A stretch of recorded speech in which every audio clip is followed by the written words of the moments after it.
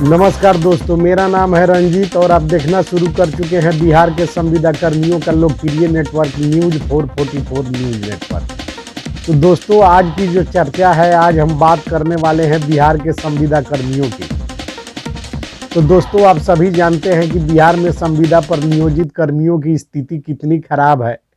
कितनी दयनीय स्थिति से बिहार के संविदा कर्मी गुजर रहे हैं। संविदा कर्मियों ने अपने कार्य में कोई कसर नहीं छोड़ा है, चाहे बिहार में कोरोना जैसी वैश्विक महामारी हो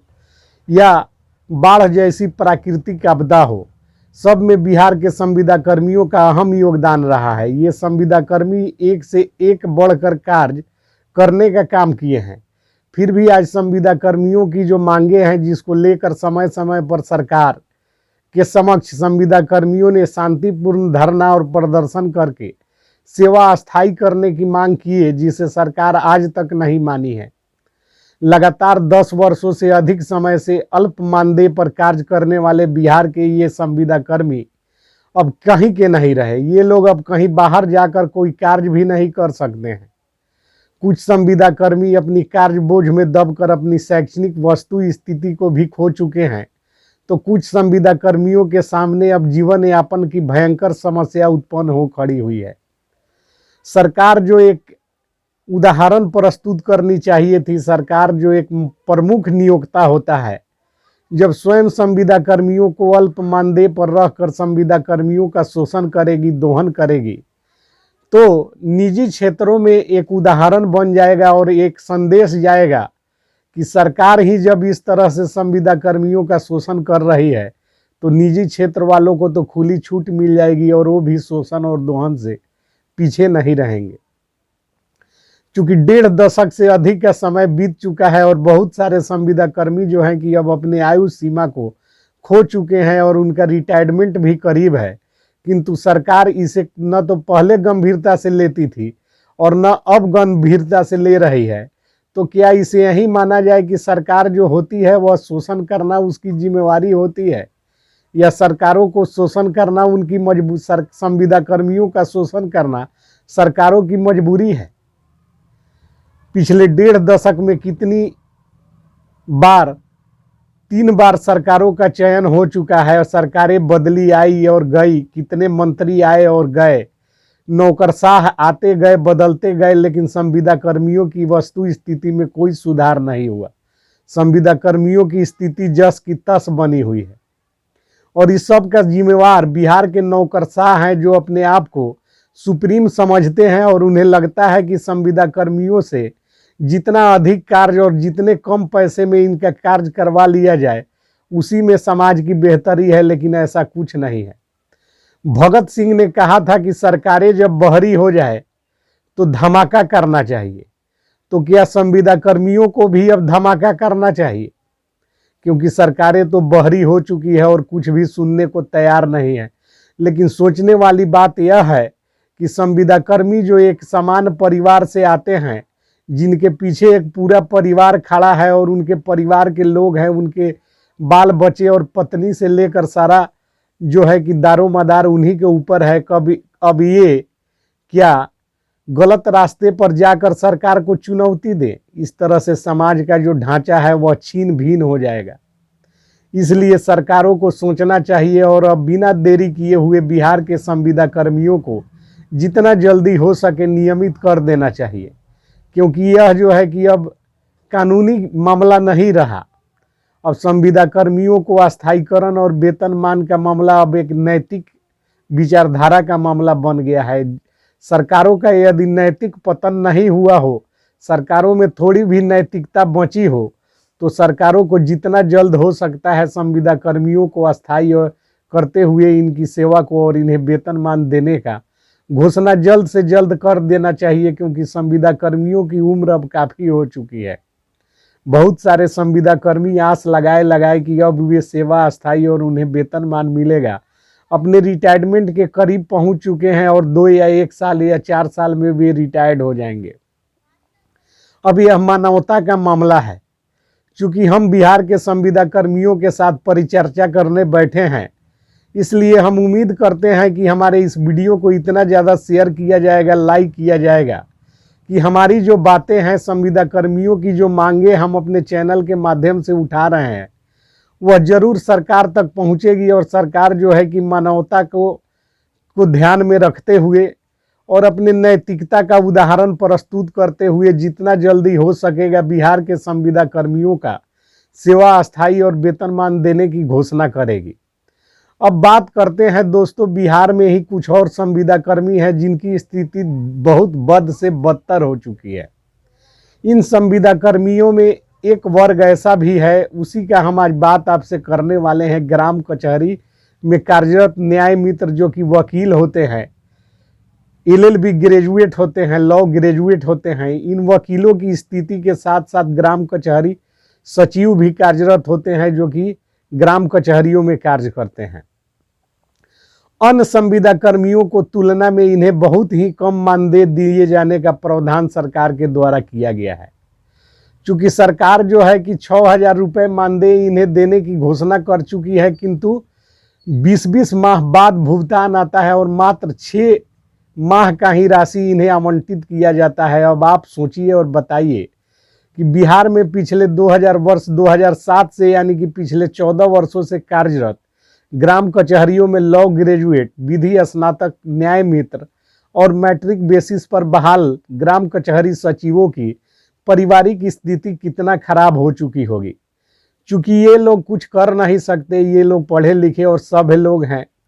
और शांतिपूर्ण विचारधारा के लोग हैं, इसलिए ये लोग प्रदर्शन करने में भी सक्षम नहीं हो पाते हैं और पत्राचार के माध्यम से ही और मिलकर एक सभ्य तरीके से ही प्रधान सचिव और मुख्यमंत्री के समक्ष अपनी बातों को रखते हैं, लेकिन इनकी बातों पर सरकार कोई ध्यान नहीं देती है। और देखा जा रहा है कि पिछले 22 माह से इन लोगों को कोई 22 माह का मानदेय बकाया है, जिसके भुगतान के संबंध में सरकार के कानों में जू तक नहीं रेंग रही है। इस तरह जो है कि विधि स्नातक जो है कि न्याय मित्र और ग्राम कचहरी सचिव आज दर दर भटकने को तैयार हैं। चूंकि पूर्व में वित्त विभाग में एक पत्र भेजा गया था पंचायती राज विभाग के द्वारा, जिसमें इन लोगों को अप्रैल 2021 से न्याय मित्रों को 11,000 रुपये प्रति माह और ग्राम कचहरी सचिवों को 10,000 रुपये प्रति माह मानदेय दिए जाने का उल्लेख पत्र में किया गया था और वह पत्र मीडिया में भी आ चुका है और सारे लोग इससे अवगत हैं। इसके बाद भी नया वर्ष आने को है, किंतु न तो मानदेय के बारे में कोई खोज खबर है, न ही इनके मानदेय वृद्धि के संबंध में कोई चर्चा सरकारी स्तर पर हो रही है, जिसकी वजह से ये लोग गहरे क्षोभ में चले गए हैं और बहुत ज़्यादा पीड़ा का अनुभव कर रहे हैं। अतः हम सरकार से यह भी मांग करते हैं कि जितनी जल्द से जल्द हो सके विधि स्नातक न्याय मित्र जो कि ग्राम कचहरियों में कार्यरत वकील हैं और ग्राम कचहरी सचिव जो कि ग्राम कचहरी के सभी कार्यों का संचालन करने के साथ साथ बिहार के जन कल्याण के कार्यक्रमों के साथ साथ राष्ट्रीय कार्यक्रमों और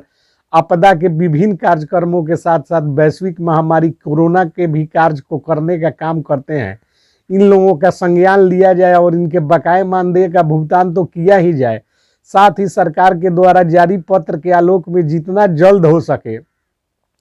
अप्रैल 2021 से इनके मानदेय वृद्धि का घोषणा सरकार कर दे, ताकि इन लोगों की जो स्थिति है उसमें कुछ सुधार आ सके।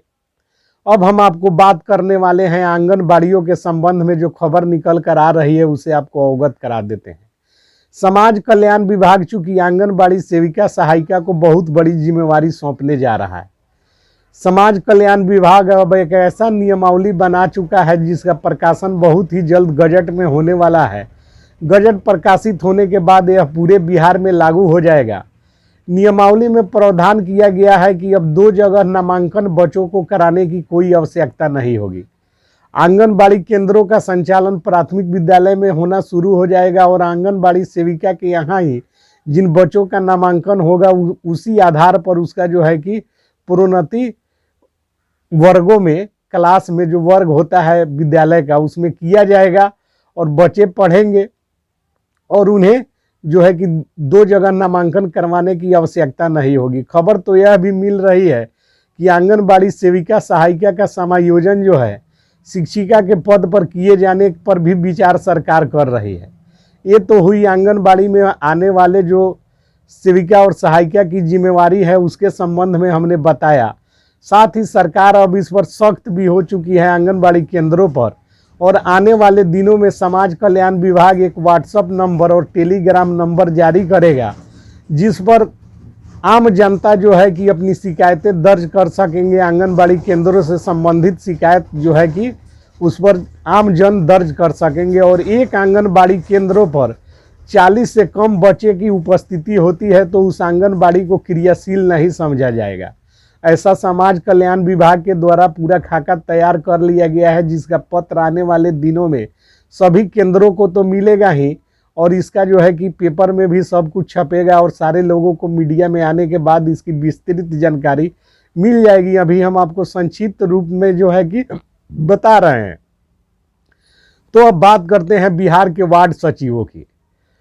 तो बिहार में जो है कि 1,14,000 से अधिक वार्ड सचिव वार्डों में कार्यरत हैं, जो गली नाली के साथ साथ 7 निश्चय की योजनाओं का क्रियान्वयन करते आ रहे हैं।